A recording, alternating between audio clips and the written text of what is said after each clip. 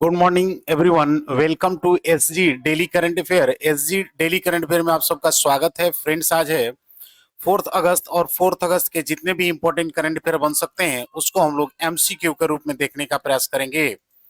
आइए शुरू करते हैं। आज का पहला हेडिंग है कि भारत में कोलार यानी कर्नाटक की महिला में दुनिया का सबसे दुर्लभ नया रक्त समूह सीआरआईबी को खोजा गया।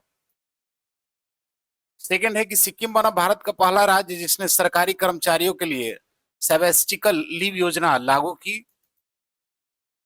थर्ड है कि डॉक्टर ए राजराजन को 1 अगस्त 2025 से बीएसएस का नया निदेशक नियुक्त किया गया।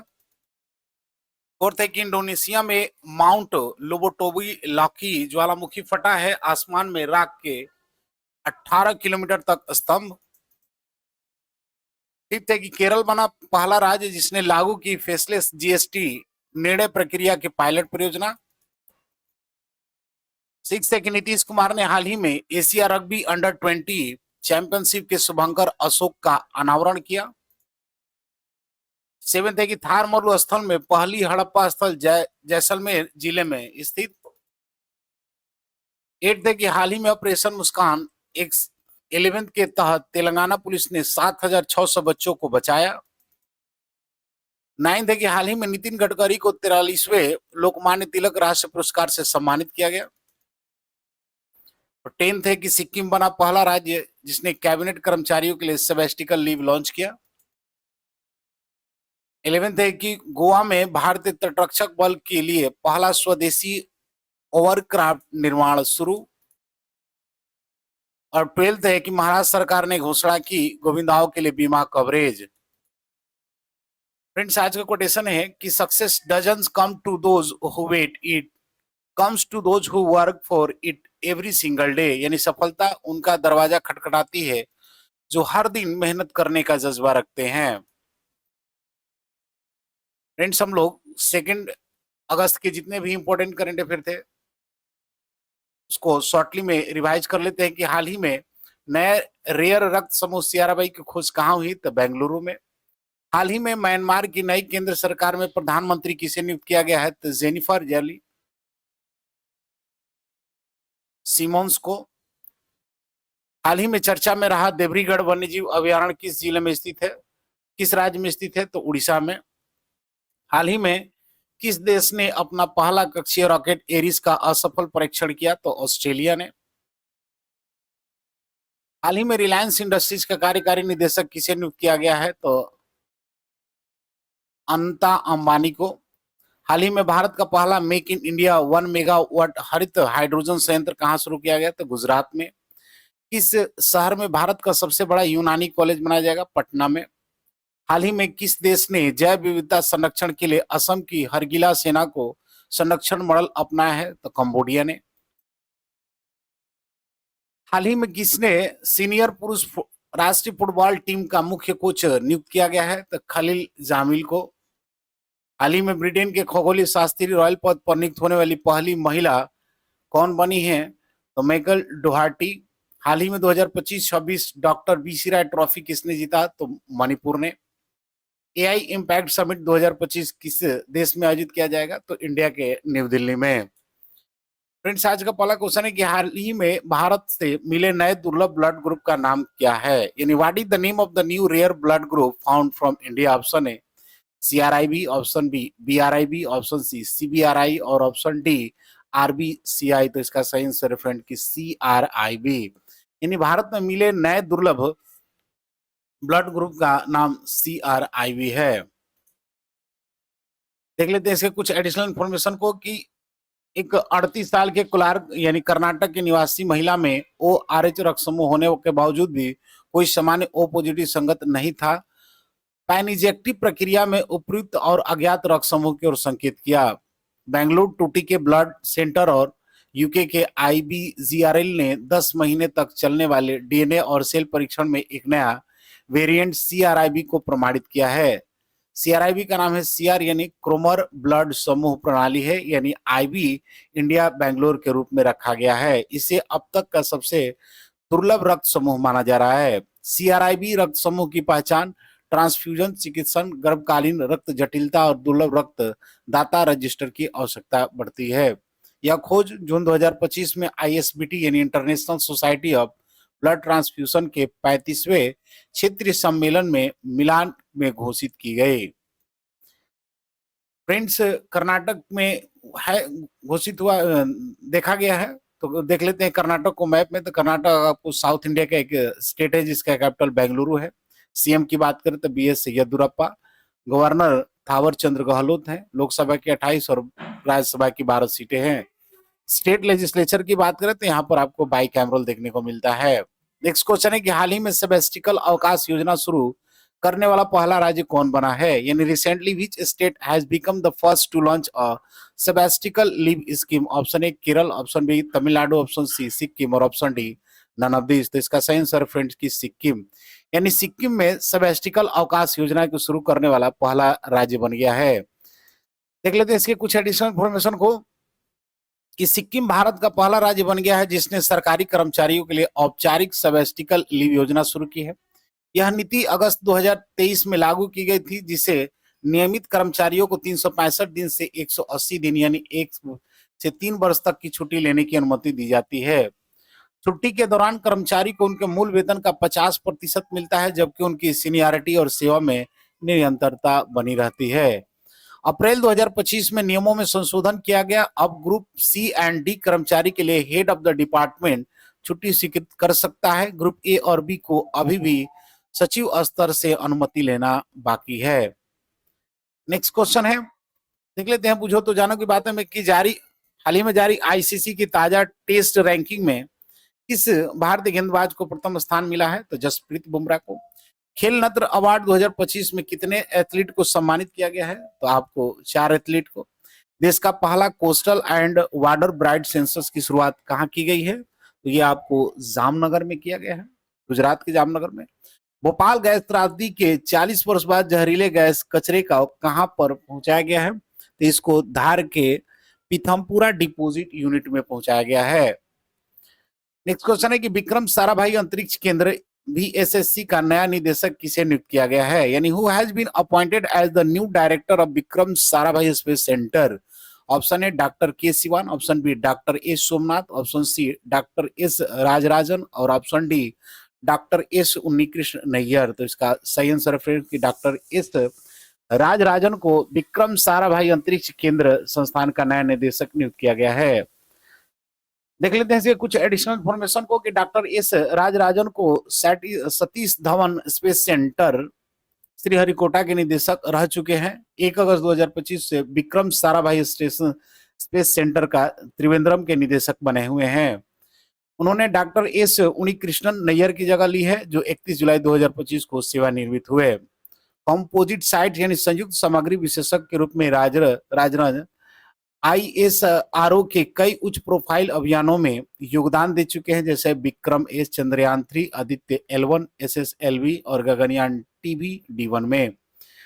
SDC SHAR में रखते हुए उन्होंने छोटे सैटेलाइट लॉन्च किए, व्हीकल के लिए विशेष लॉन्च सुविधा विकसित की और इसरो को निजी उपक्रम के लॉन्च सहयोग देने में उनकी भूमिका निभाई है। देख लेते हैं पूछो तो जानो की बात में कि किस राज्य के वन विभाग ने महाभारत पर आधारित एक उद्यान विकसित किया है, तो उत्तराखंड ने।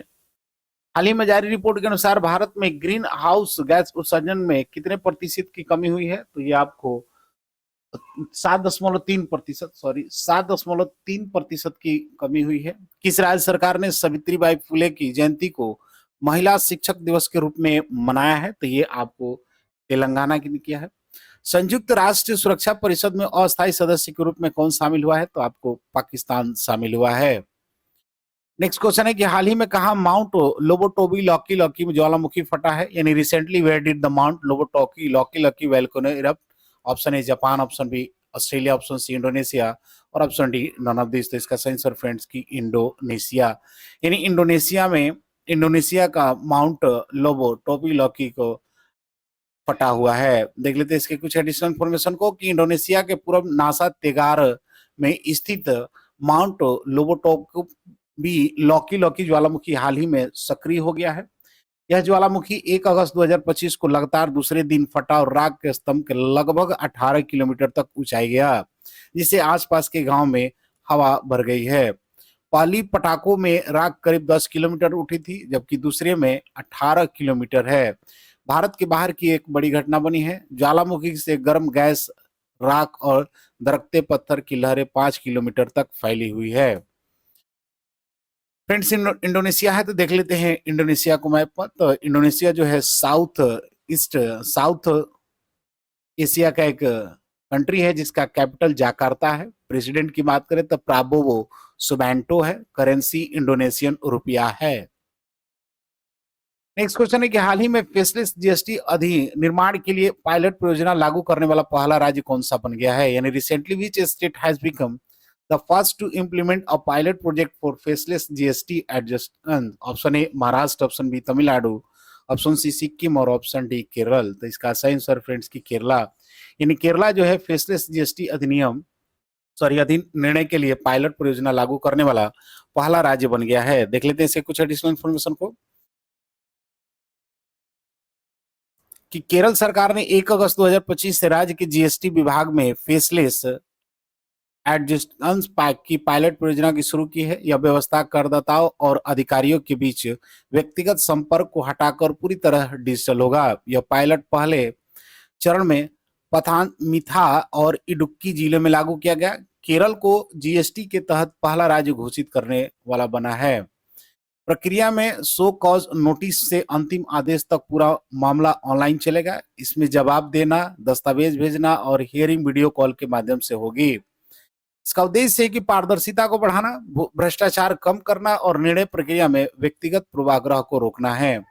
केरल के वित्त मंत्री के.एन.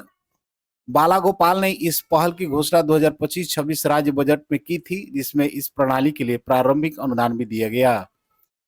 नेक्स्ट क्वेश्चन है कि हाल ही में किसने एशिया रग्बी अंडर 20 चैंपियनशिप के शुभंकर का अनावरण किया? यानी recently who unveiled the mascot of the Asia rugby under 20 championship?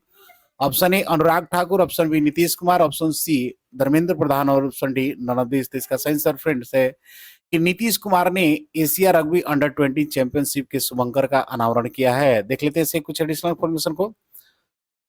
Bihar के मुख्यमंत्री नीतीश कुमार ने अशोक नामक खरगोश आधारित शुभंकर मस्कट और लोगों को 1 अगस्त 2025 को पटना में अनावरण किया। यह कार्यक्रम सीएम सरकारी आवास के संकल्प भवन सभागार में हुआ है। शुभंकर अशोक नामक तेज तरार खरगोश है जो रग्बी में गति, चुस्ती और सतर्कता का प्रतीक है। आगामी एशियाई रग्बी अंडर 20 चैंपियनशिप का आयोजन पहली बार बिहार के राजगीर स्पोर्ट्स एकेडमी कैंपस में 9 अगस्त से 10 अगस्त को किया जा रहा है। इस चैंपियनशिप में भारत, चीन, UAE, Hong Kong, Kazakhstan, Uzbekistan, Sri Lanka, Malaysia और नेपाल सहित कुल 9 देश की टीमें हिस्सा लेंगी। आपात कथा में रग्बी इंडिया अध्यक्ष राहुल बोस समेत कई गणमान्य व्यक्ति ने भी उपस्थित होकर योजना को बधाई दी। मुख्यमंत्री ने राज्य की खेल संस्कृति को बढ़ावा देने पर जोर दिया है। फ्रेंड्स, ये उद्घाटन बिहार के मुख्यमंत्री नीतीश कुमार ने किया है। तो देख लेते हैं बिहार को मैप में। तो बिहार जो है नॉर्थ इंडिया का एक स्टेट है जिसका कैपिटल पटना में है। सीएम की बात करें तो नीतीश कुमार, गवर्नर आरिफ मोहम्मद खान है। लोकसभा के 40, राज्यसभा के 16 और स्टेट लेजिस्लेचर की बात करें तो बाइकैमरल्स है। देख लेते हैं बुझो तो जानो की बात में कि भारतीय सेना ने कहा अपनी सेना को जानो मेला का आयोजन किया है। तो ये आपका आयोजन जो है हैदराबाद में किया गया है। 8वां कौतकी अंतर्राष्ट्रीय फिल्म महोत्सव कहां पर आयोजित किया गया? तो 8वां नैनीताल में। 31वीं राष्ट्रीय बाल विज्ञान कांग्रेस की शुरुआत कहां पर की गई है? तो ये आपको छत्तीसगढ़ में किया गया। वन पारिस्थितिकी तंत्र को हरित सकल घरेलू उत्पाद से जोड़ने वाला पहला राज्य कौन बन गया है? तो सॉरी, ये छत्तीसगढ़ बना है। 31वां राष्ट्रीय बाल विकास केंद्र जो है आपको भोपाल में हुआ है। 8वां कौतकी जो है आपको नैनीताल में, और जबकि भारतीय सेना ने अपनी जानो मेला का आयोजन जो है हैदराबाद में किया हुआ है। नेक्स्ट क्वेश्चन है कि थार मरुस्थल में पाई गई पहली हड़प्पा स्थल राजस्थान के लिए किस जिले में स्थित है? यानी the first Harappa site found in the Thar desert is located in which district of Rajasthan? Option A Jaipur, option B Jaisalmer, option C Jodhpur और ऑप्शन डी उदयपुर। तो इसका सही आंसर फ्रेंड्स की जैसलमेर, यानी थार मरुस्थल में पाई गई पहली हड़प्पा स्थल राजस्थान के जैसलमेर जिले में स्थित है। देख लेते हैं कुछ इसके एडिशनल इन्फॉर्मेशन को कि यह स्थल जो है राजस्थान के थार मरुस्थल क्षेत्र में जैसलमेर जिला में स्थित है। यह थार मरुस्थल क्षेत्र में खोजी गई पहली हड़प्पा स्थल है, जो एक महत्वपूर्ण ऐतिहासिक खोज है। यह स्थल हड़प्पा सभ्यता के सिंधु घाटी क्षेत्र से बाहर फैलाव के प्रमाण प्रस्तुत करता है। यहाँ से मिट्टी के बर्तन, औजार, हड़प्पा संस्कृति के अन्य अवशेष प्राप्त हुए हैं। यह खोज इतिहासकारों और पुरातत्वविद को हड़प्पा सभ्यता के व्यापार, वसावट और संस्कृति विस्तार को समझने में मदद करती है। नेक्स्ट क्वेश्चन है कि हाल ही में ऑपरेशन मुस्कान 11 के तहत किस राज्य की पुलिस ने 7,600 बच्चों को बचाया है? यानी recently under operation Muskaan 11 the police of which state rescue 7,600 children? Option A Telangana, option B Tamil Nadu, option C Andhra Pradesh और option D none of these. इसका सही आंसर फ्रेंड्स की तेलंगाना। यानी तेलंगाना सरकार ने ऑपरेशन मुस्कान के तहत 7,600 बच्चों को बचाया है। देख लेते हैं इसके कुछ एडिशनल इन्फॉर्मेशन को। सॉरी, नेक्स्ट क्वेश्चन है कि हाल ही में किसे 43वें लोकमान्य तिलक राष्ट्रीय पुरस्कार से सम्मानित किया गया है? यानी recently who has been honoured with the 43rd Lokmanya Tilak national award? Option A Piyush Goyal, option B Nitin Gadkari, option C S Jaishankar और option D none of this. इसका सही आंसर फ्रेंड्स की नितिन गडकरी को 43वें लोकमान्य तिलक राष्ट्रीय पुरस्कार से सम्मानित किया गया है। देख लेते हैं इसके कुछ एडिशनल इन्फॉर्मेशन को कि यह पुरस्कार राष्ट्र निर्माण और समाज सेवा में उत्कृष्ट योगदान देने वाले व्यक्ति को प्रदान किया जाता है। केंद्रीय मंत्री पीयूष गोयल को 43वें लोकमान्य तिलक राष्ट्रीय पुरस्कार से सम्मानित किया गया। यह पुरस्कार पुणे, महाराष्ट्र में आयोजित समारोह में प्रदान किया गया। लोकमान्य तिलक स्मारक ट्रस्ट द्वारा यह पुरस्कार प्रतिवर्ष दिया जाता है। इस बार नितिन गडकरी को दिया गया। महत्व की बात करें तो यह सम्मान से समाज के प्रति उल्लेखनीय योगदान के लिए नेताओं को प्रोत्साहन मिलता है। देख लेते हैं पूछो तो जानो की बात में कि प्रधानमंत्री मोदी ने कहा ग्रामीण भारत महोत्सव 2025 का उद्घाटन किया है? तो इसका नई दिल्ली में। तेंजिंग यांकिंग किस राज्य की पहली महिला आईपीएस अधिकारी बनी है? तो ये आपको अरुणाचल प्रदेश की। द्वीप विकास एजेंसी की 7वीं बैठक की अध्यक्षता किसने किया? तो अमित शाह के द्वारा की गई। नेक्स्ट क्वेश्चन है कि अगस्त 2025 में सरकारी कर्मचारियों के लिए औपचारिक विश्राम अवकाश योजना शुरू करने वाला भारत का पहला राज्य कौन बना है? यानी अगस्त 2025 which Indian state become the first introduce a sabbatical leave scheme for the government employees? Option A Karnataka, option B Kerala, option C Sikkim और ऑप्शन डी मध्य प्रदेश। तो इसका सही आंसर फ्रेंड्स है कि सिक्किम। ये क्वेश्चन रिपीट हो चुका है।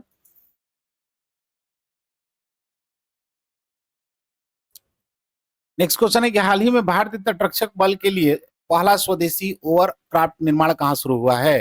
यानी recently where the construction of the first indigenous hovercraft for the Indian coast guard start? Option A west Bengal, option B Goa, option C Gujarat और ऑप्शन डी केरला। तो इसका सही आंसर फ्रेंड्स कि गोवा। यानी गोवा में भारतीय तटरक्षक बल के लिए पहला स्वदेशी ओवरक्राफ्ट निर्माण शुरू किया गया है। तो ये गोवा होगा। देख लेते हैं इसके कुछ एडिशनल इन्फॉर्मेशन को कि भारतीय तटरक्षक बल के लिए पहला स्वदेशी ओवरक्राफ्ट गोवा में बन रहा है। इसका निर्माण गोवा शिपयार्ड लिमिटेड द्वारा किया जा रहा है। यह परियोजना आत्मनिर्भर भारत सम्मान को बढ़ावा देते हैं। ओवरक्राफ्ट का उपयोग तटीय निगरानी, बचाव कार्य और गश्त के लिए होगा। स्वदेशी तकनीक से बने ये ओवरक्राफ्ट समुद्री सुरक्षा को मजबूत करेगा। नेक्स्ट क्वेश्चन और आज का अंतिम क्वेश्चन है कि हाल ही में किस राज्य सरकार ने गोविंदाओं के लिए बीमा कवरेज की घोषणा की है? In which state government has announced insurance coverage for govindas? Option A Gujarat, option B Maharashtra, option C Madhya Pradesh और option D none of this. इसका सही आंसर फ्रेंड्स कि महाराष्ट्र। यानी महाराष्ट्र सरकार ने गोविंदाओं के लिए बीमा कवरेज करने की घोषणा की है। फ्रेंड्स लास्ट वीडियो क्वेश्चन था कि किस शहर में भारत का सबसे बड़ा यूनानी कॉलेज बनाया जाएगा? तो इसका सही आंसर फ्रेंड्स कि पटना में। आज का क्वेश्चन है कि हाल ही में किसे 43वें लोकमान्य तिलक राष्ट्रीय पुरस्कार से सम्मानित किया गया है? Option A Piyush Goyal, option B Nitin Gadkari, option C S Jaishankar और option D none of these. Friends इसका आंसर कमेंट बॉक्स में जरूर दें। मिलते हैं अगले वीडियो में, तब तक के लिए जय हिंद।